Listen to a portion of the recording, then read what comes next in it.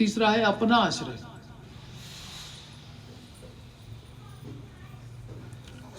हम और किसी का विश्वास नहीं करते, हम तो खुद पर विश्वास करते हैं। हम किसी से कम नहीं, हम किसी के सामने सर नहीं झुकाते। सर कटा सकते हैं लेकिन सर झुका सकते नहीं। अपनी आजादी को हम हरगिज मिटा सकते। आजादी भी मिली कहाँ है? माया से आजादी मिली कहाँ है? वो तो शरणागत होने के बाद मिलेगी, उससे पहले ही इतना अहंकार। इसे कहते हैं फुल मैड, पूरा पागल है। हम अपना आश्रय ले बैठो। हम सर नहीं झुका सकते। अच्छा, रोज सर झुकाता है अपनी कामनाओं के आगे, अपने बीवी बच्चों की कामनाओं के आगे। बच्चा सड़क पे पसड़ गया, हमको गुब्बारा चाहिए। हम माता पिता जानते हैं गुब्बारे की क्या वैल्यू है, कुछ नहीं है, लेकिन उसके आगे, उसकी इच्छाओं के आगे सर झुकाता है। क्या करेगा?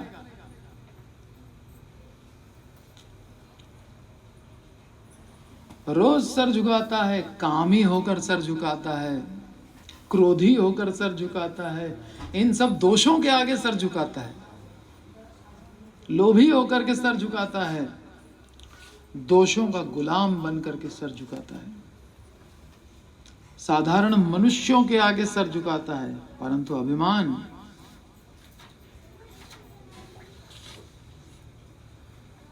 तो अगर कोई कामनाओं का गुलाम ना हो तो वो कह सकता है कि सर झुका सकते रहेंगे, केवल भगवान के आगे सर झुकाएंगे बस, है ना?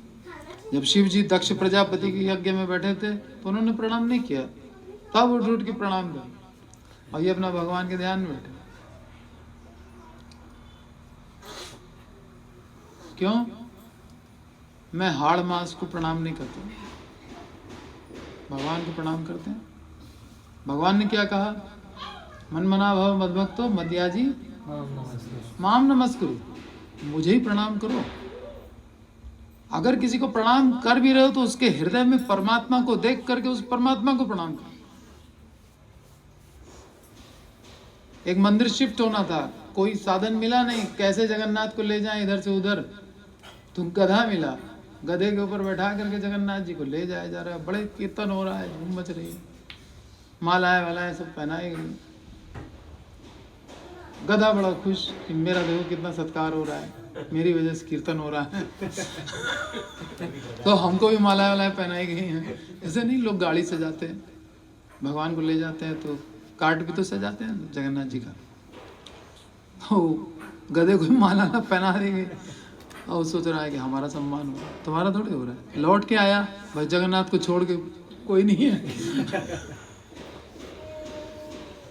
तो सम्मान उसका करो जो हृदय के अंदर बैठा है। ईश्वर सर्वभूतानां हृदयेश्वर, और किसी को प्रणाम नहीं करना।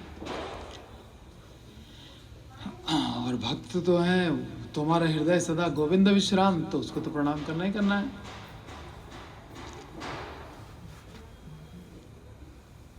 तो अगर एक भी कामना एक सेकंड के लिए भी आई तो आपका ये गुमान नहीं चल सकता कि हम किसी के आगे सर नहीं झुकाते। तो इन दैहिक मानसिक रोगों के चलते हम कभी अनन्य नहीं हो पाएंगे। हमने आज तक कभी किसी के आगे हाथ नहीं फैलाया। अच्छा, पैदा हुए तो रो काहे के लिए रहे थे ये बताइए? माँ के दूध के लिए रोए थे, हाथ नहीं फैलाए।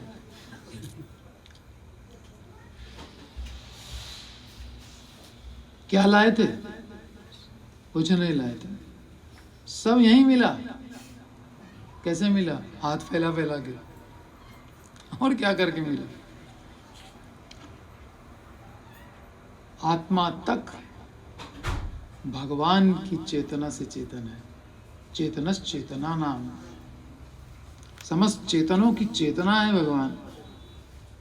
तभी इतना अहंकार भी कर पा रहा है। चेतनता नहीं रहती तो क्या अहंकार, सब अहंकार खत्म हो जाता। तो शरीर भी भगवान ने दिया, आत्मा भी उन्हीं के प्रभाव से चेतन है।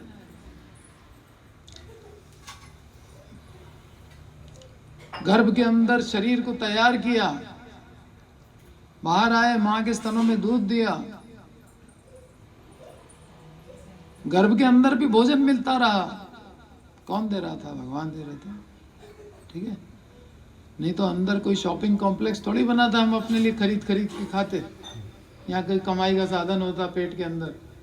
नहीं, भगवान की सब कृपा, हम सब भूल गए, कृतज्ञ हो गए। और अब भगवान कह रहे हैं अनन्य। तो बड़ा आश्चर्य हो रहा है कि अनन्य होने के लिए कह रहे, तो बड़ा कठिन है।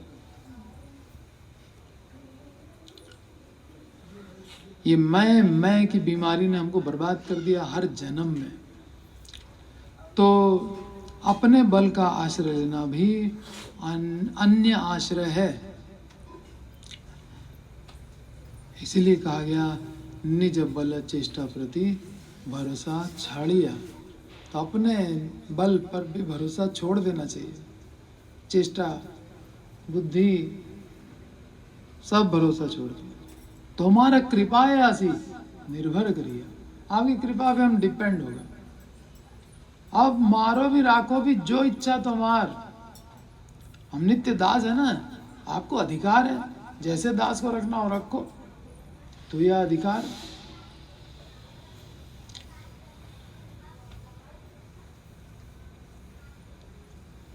धन आदि का आश्रय गलत, अन्य पुरुषों का आश्रय भी गलत, अपना आश्रय लेना वह भी गलत। सब अन्य आश्रय हैं। द्रौपदी का जब चीरहरण हो रहा था तो द्रौपदी ने अन्य जीवों का पहले आश्रय लिया। पितामह, राजा, पति, कोई काम आया? कोई लाज नहीं बचा पाया। फिर अपने बल का आश्रय, अपने दांतों से पल्लू दबाए रही। वो 10,000 हाथी का बल दुशासन के अंदर, उसने जब एक झटका दिया तो पल्लू खिसका दांत से, तब उसने कहा अरे अब हमारा बल काम नहीं करे। तो ये पंच कन्याएं कहलाती हैं। कितनी भी एज हो जाए लेकिन वो 16 इयर्स की लगती हैं। तो हमेशा कन्या ही रहती हैं, कुंवारी कन्या की तरह। कौन कौन? एक तो द्रौपदी, दूसरी मंदोदरी, तीसरी तारा। कौन तारा? सुग्रीव, बाली की, सुग्रीव की थी, जो भी है। चलो, हाँ वही ना। अहिल्या, हाँ गौतम ऋषि पहले। इंद्र भी आसक्त हो गया ना, सौंदर्य, और सौंदर्य के साथ साथ बल भी। और 10,000 हाथियों की बल रखने वाला दुशासन उससे मुकाबला कर रही है अकेले, अबला।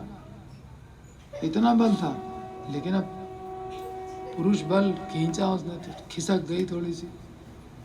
पुकार रही थी हृदय से, भगवान को पुकार रही थी, लेकिन अन्य आश्रय भी ले रही थी, तो भगवान नहीं आ रहे थे। जब उसने अपने दांत का भी भरोसा छोड़ करके दोनों हाथ उठाई,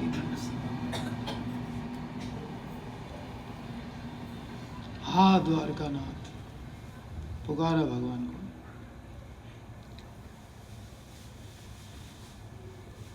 तब भगवान तुरंत आ गए। तो स्व बल आश्रय के कारण ठाकुर जी नहीं आ रहे थे, स्व बल का आश्रय लेके बैठी थी। उनका कहना है अनन्य बनो, तो हम तुम्हारे लिए सुलभ रहेंगे। तुम खुद दुर्लभ कर दे रहे हो, तो अपना आश्रय ले रहे हो, अपने बल का, उसका ले रहे हो, उसका ले रहे हो, पतियों का ले रहे हो, फलाना कर रहे हो।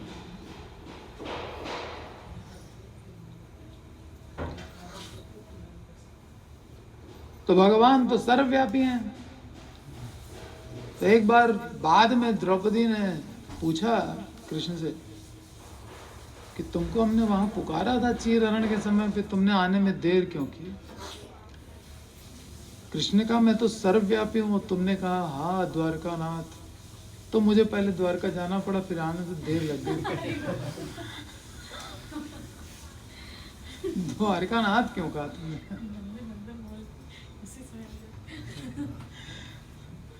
खैर ये तो विनोद की बात है। तो वे सर्वव्यापी हैं, उन्हें कहीं आना जाना थोड़ा ही है, वहीं प्रकट हो गए। वो तो तुरंत अंबरावतार वस्त्र के रूप में अवतार ले लिया, द्योति के, इसके द्रौपदी के अंबर में भी हैं वो, तो दुशासन के भीतर भी हैं, सब जगह हैं वो।